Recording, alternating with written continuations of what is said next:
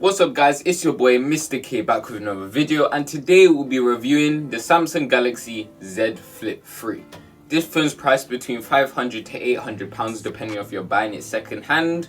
And just a quick side note, if you guys are interested in my own opinion of the product, is it worth it in 2022?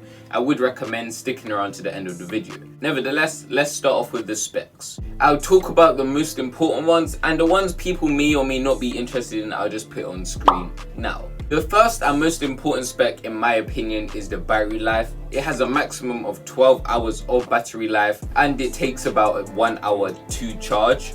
Although you can speed this process up if you do buy a fast charger, a 15 watt fast charger or also 25 watt fast charger. The next specification about this device that I find really important is the camera quality.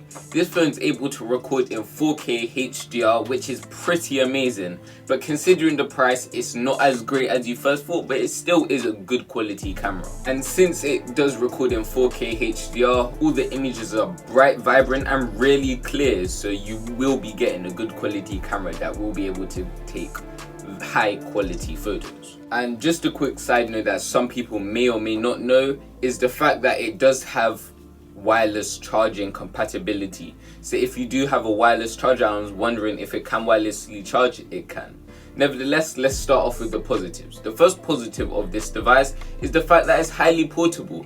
I know you guys already know this, but it can flip, which is great for portability. For someone like me, this is key since I have a lot of things in my pockets. My phone, my keys, my wallet, my AirPods, just a lot of things that take up a lot of space in my pockets, and if I find any way to reduce that, I will take advantage of it. The next positive is something I've stated before, the camera. The camera is really easy to use. It's a simple process of pressing focus. Sometimes it autofocuses for you if the phone can tell what you're trying to take a picture of or record. So I'll rate the camera highly as well, since there's no problems with the camera quality. It's pretty much perfect. Well, in my opinion anyway.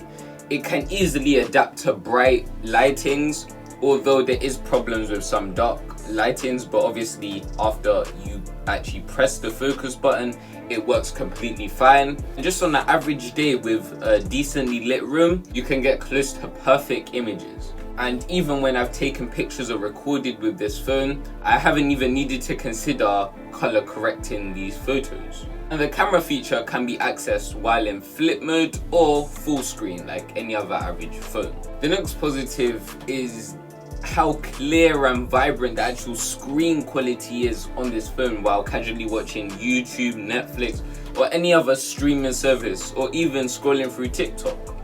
It's really clear, high resolution. This is probably because of the fact that it has a really high pixel density with 2636 by 108 pixels.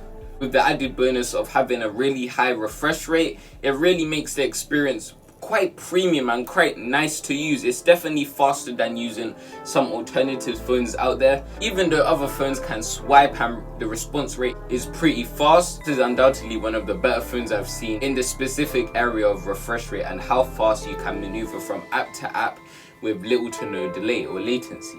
The last positive is the fact that it has a really high build quality.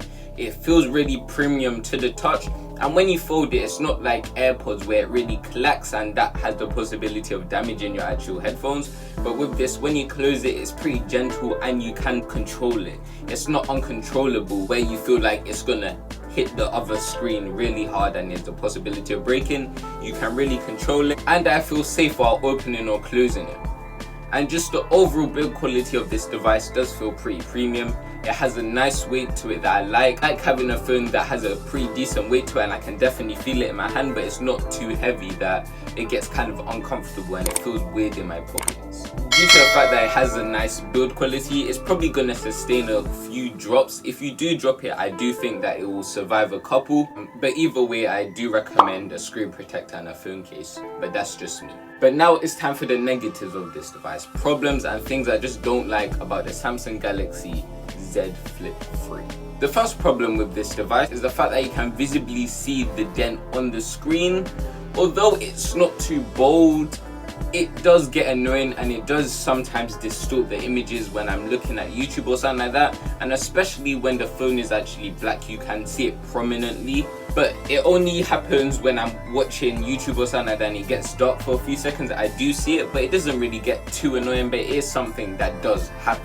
And also you can feel the dent. The only time you're really gonna have a problem with this is when you're swiping on Instagram, Twitter, or TikTok or something like that. When you're swiping, that's the only time you may feel it. It doesn't feel uncomfortable, it just feels a little bit weird when you're going over the dent in the screen. But at the same time, it isn't needed, and sometimes it kind of puts me off swiping because it's just weird. It just feels weird. The next problem with this device is the battery life. The battery life is absolutely horrendous with this device. Multiple people have had problems with the battery life, and I have also. The battery life lasts a maximum of 12 hours. This is only if you're conserving your battery life to the max and not using your phone like a normal person. But let's say you're using your phone like a normal person, the maximum you'll probably get out of this is probably around 8 hours, give or take. But this is because it has a relatively small battery. Usually phones have a much bigger battery, but this doesn't. So you will have to manage your battery a lot better than if you were to get a different phone like the Samsung Galaxy S22. The next negative is about the screen quality. Personally, I would put a screen protector on this. This is because the screen has a tendency of getting micro scratches, especially if this is going in your bag. It's going to get key scratches. And someone even said that they got a scratch on their screen just by using their fingernail. So definitely the best bet is to put a screen protector on this device as soon as you get it, because your screen will become scratched very easily. But this is kind of unacceptable that it's so easily scratched when a device is meant to be really durable and long lasting and can't even last more than 7 days without being scratched by someone's fingernail. And undoubtedly the biggest problem with this device is the fact that the screen cracks, sometimes randomly. The screen cracks usually in the bend of this device, right in the middle. It gives no warning to the customers that their phone's gonna crack or break. It just happens when they're folding it. And this is quite a big worry for most people, since they don't want to be just using their phone and one day it just cracks. Especially considering the price tag, it would be quite a hefty loss on their part. Although I currently haven't experienced it, this may be because I look after my phone a little bit better than other people, or it may just be the fact that it's not my time yet. Nevertheless, I would say still be wary of this because it could happen to your phone. But now it's time for the conclusion. In conclusion, I wouldn't recommend this phone because of its various problems. The battery life, how easily the phone screen cracks, how it's easy to get scratches on there.